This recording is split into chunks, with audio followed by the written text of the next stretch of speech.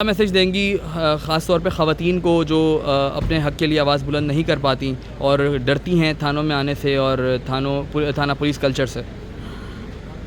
आज मैं एक औरत बोल रही हूँ और जिस वर्दी में मैं जिस शख्स से मिलने आई थी वो भी एक औरत ही थी।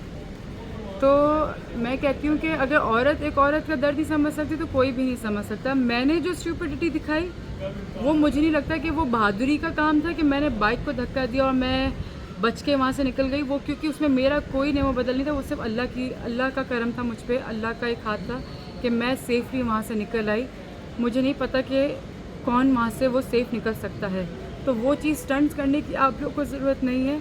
लेकिन मैं सिर्फ एक चीज़ ये कहूँगी कि जो मनीषा जी ने मुझे ट्रस्ट दिया है अपना, और जिस तरह उन्होंने मुझे प्रूफ्स दिए, जिस तरह वो मेरे केस पे काम कर रही हैं, मैं नहीं एक्सपेक्ट कर रही थी। लेकिन यहाँ आने के बाद I am very much happy and all I can say कि अगर आप लोग किसी भी चीज़ से अनकंफर्टेबल हो रहे हैं, वो आपका अपना हो, रिश्तेदार हो, वो कोई दोस्त हो, वो कोई भी हो आपके आसपास, आपके इन्वायरमेंट में, आपको लग रहा है कि it's a wrong touch, it's a right touch, anything, harassment है, किडनैपिंग है, कुछ भी है, कोई भी है, जिस आप लोग चिल्लाएं, आप लोग आवाज़ दें, आप लोग हेल्प के लिए बोलें और दे विल हेल्प यू।